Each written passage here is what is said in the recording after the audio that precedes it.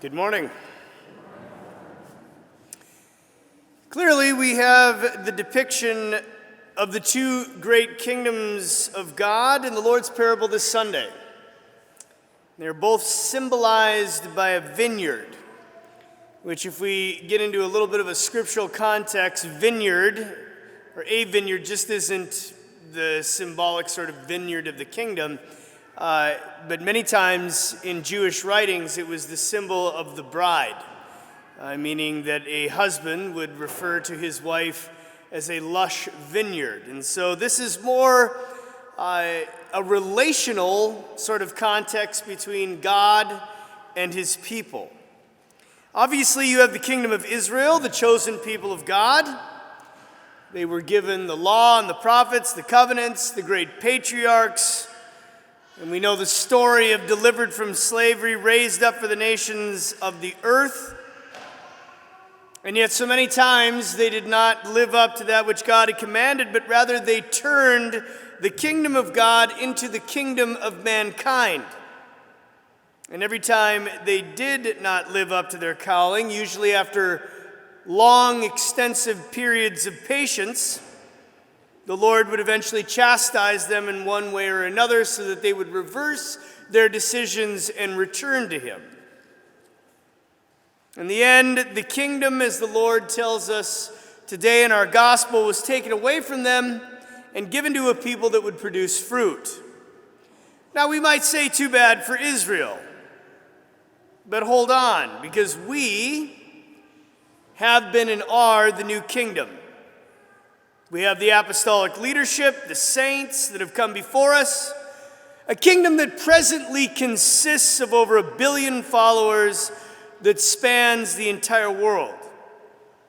And so when we hear the readings this morning, it's not just us and them, that's what was, here we are, but rather these readings are also for us. So the question then on this Sunday in the year 2020 is, are we producing fruit as the Lord desires? So first, let's just take a moment to consider fruit.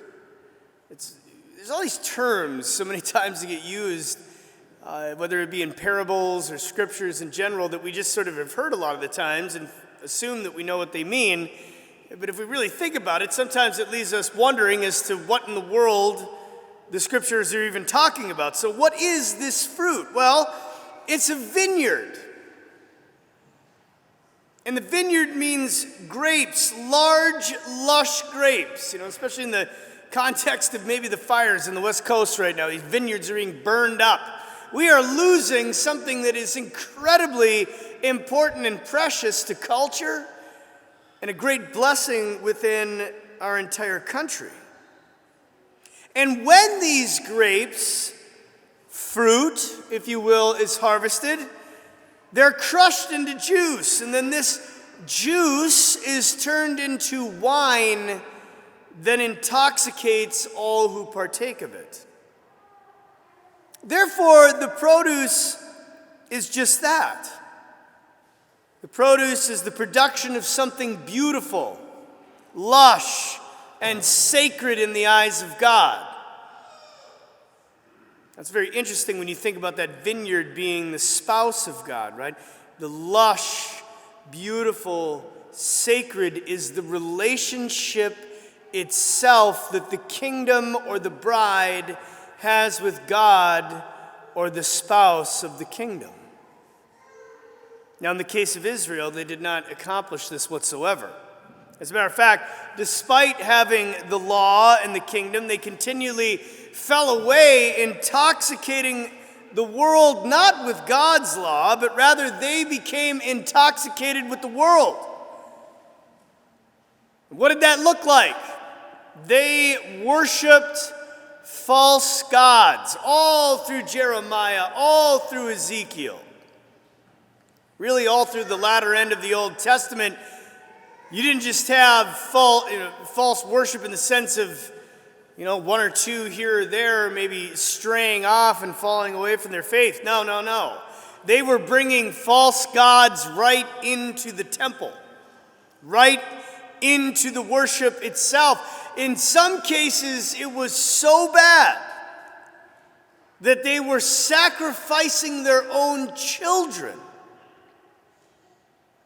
to these false gods.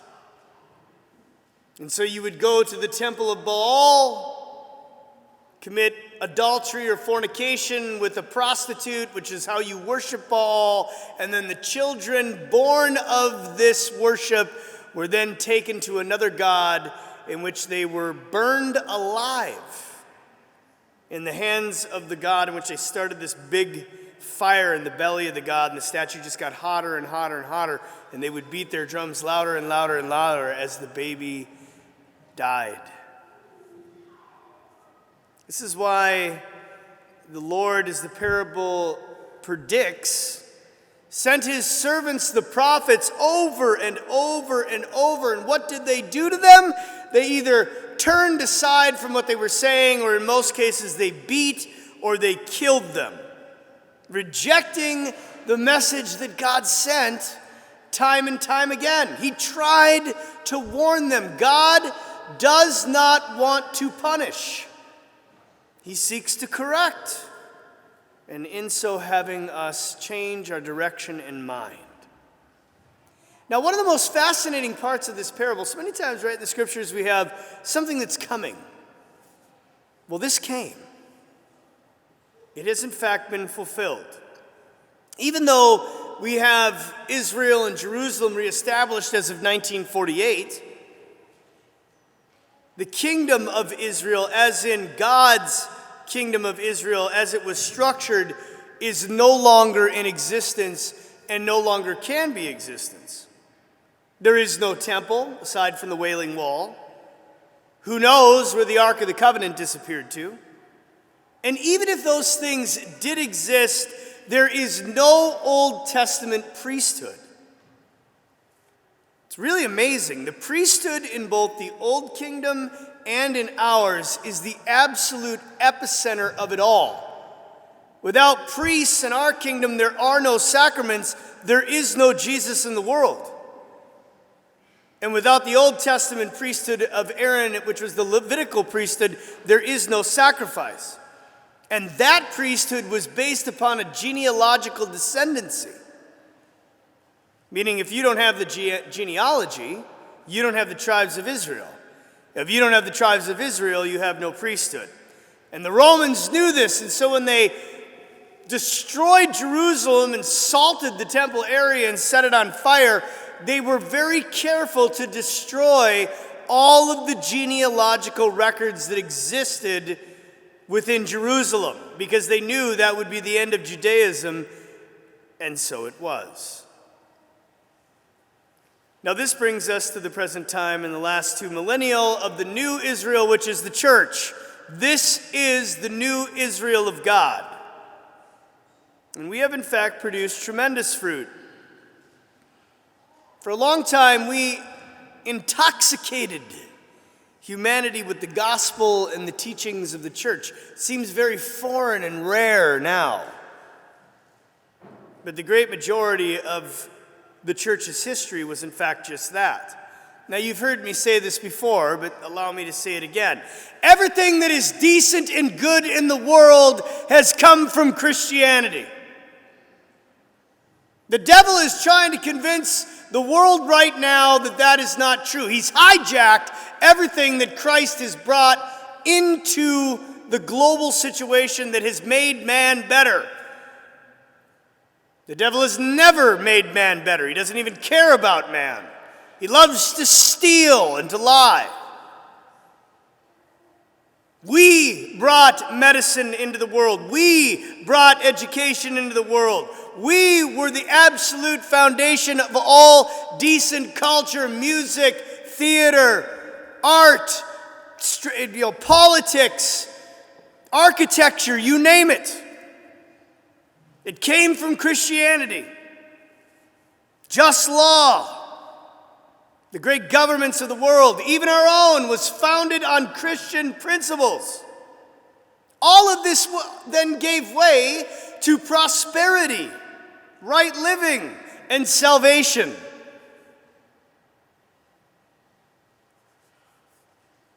and then it got hijacked. But you show me a place in the world over the last 2 millennia where peace, prosperity, and freedom reign, and you will always find Christianity. We have forgotten in this present time, and somehow the illusion that this isn't the case has swept like a tsunami through the world, that the foundations of everything that is good have been built upon Christianity. And the reason why we are facing the problems that we are is twofold. Number one, for some unknown reason, we decided Christianity and Jesus was a limitation on us and bad. What bad has the Lord ever brought aside from saying, you know what, you can't live as a pagan hedonist. It's not good for you. Well, we're learning that now. And so the fact of the matter is, we have taken a Christian foundation and experimentally tried to plug in paganistic, socialistic communism. It doesn't work. You cannot take something that God made and put evil into it. False gods are not compatible with God, the kingdom of God, or the people of God. Rather, inevitably, if we keep playing the game, the whole thing is going to come crashing down. And we're seeing it right now. I almost feel like I should do the Protestant thing. Agreed? Agreed. Maybe we'll get that going here shortly. We put ourselves on a path to insanity. I mean, we've all been having the conversations about what's going on right now, and everybody's like, yeah, I kind of feel like we're on the verge of a revolution. People seemingly are losing their mind. Everything seems to be out of control and unstable, and I don't like it, Father. Where are we going? Well, this is what happens. And this is what the church has been saying was going to happen for the last 60 years. Now, I know that most people don't read the Pope's encyclicals coming out, but if you humor me and go back and just trust me on it, Pope John Paul II, Pope Paul VI, Pope Benedict XVI, all of them have been, ringing the bell, gong, gong, gong, turn back. And we just kept sliding down the devil's highway. And just think about it for a second. These things are almost unimaginable from a previous perspective of, say, 1970s. But this is what we've done. We have killed over 60 million children in the United States of America. We have killed over 2 billion globally. 2 billion people. Now, I understand the concern with the coronavirus, but come on! Who is even talking about that? This is what is so unbelievably shocking about the world that we're living in. We are up in arms about a virus that has killed some people.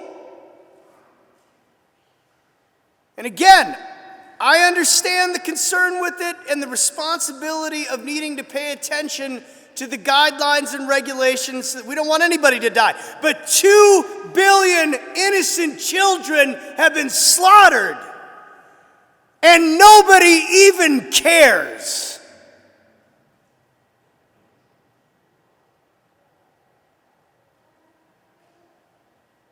Imagine if the reaction to that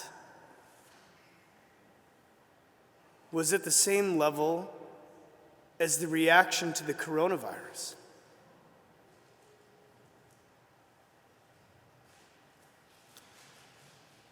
We don't care. What did you do this last week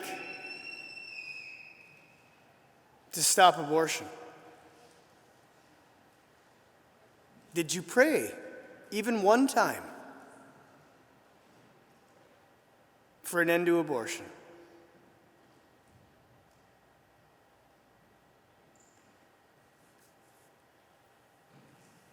We are ripping apart the minds and hearts of men and women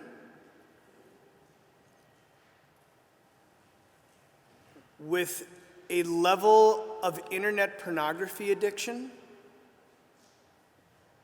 sex trafficking for that pornography, that is incomprehensible.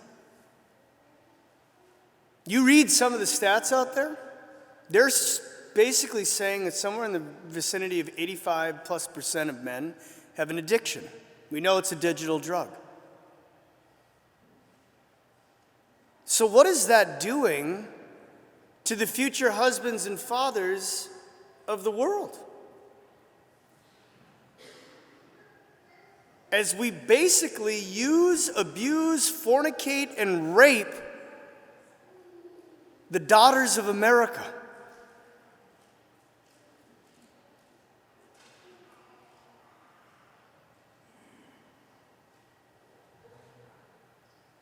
And out of that sexual revolution that uses and abuses women in a time of apparently equal rights, then we kill their babies. You tell me the difference between the temple brothel of Baal and then taking those children and sacrificing them to other gods, and the sexual revolution and the culture of death.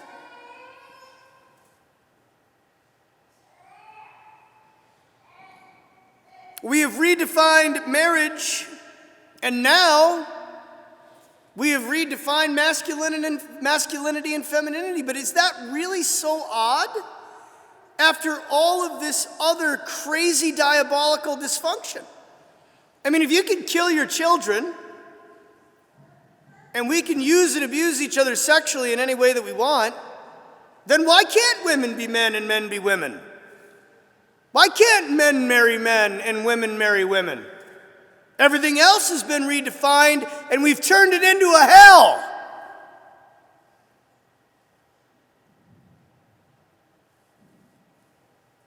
And in this mess, we've also basically legalized the right for a person to kill themselves. And we call it mercy, equality, choice, freedom.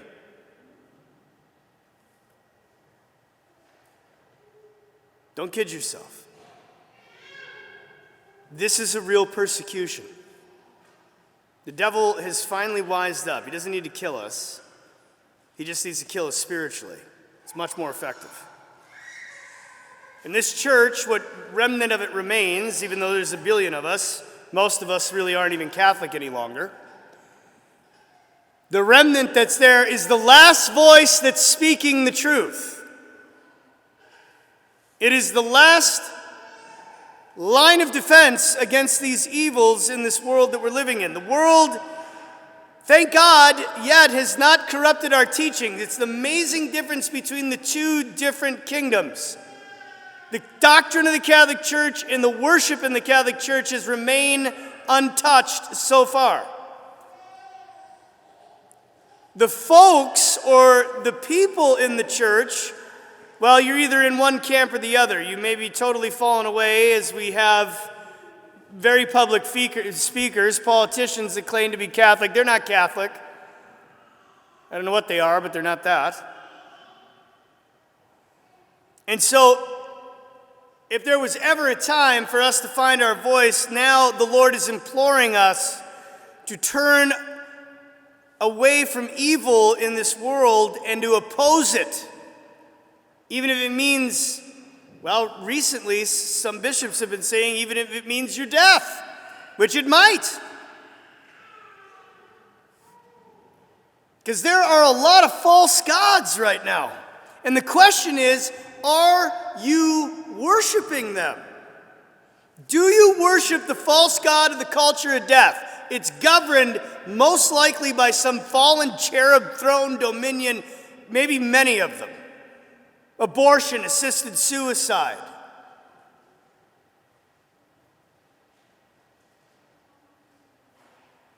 Do you support it, or are you just sort of laissez-faire about it, don't really care?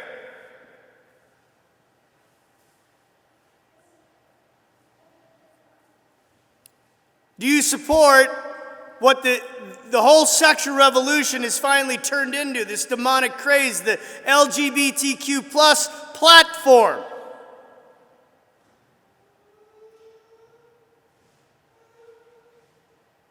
Do you support hedonistic sensuality in the form of pornography, promiscuity, and drugs?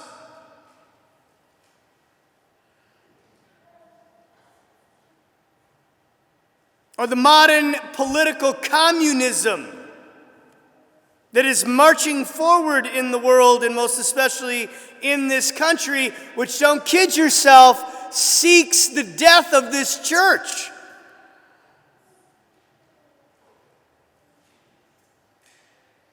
Communism has never not persecuted the church.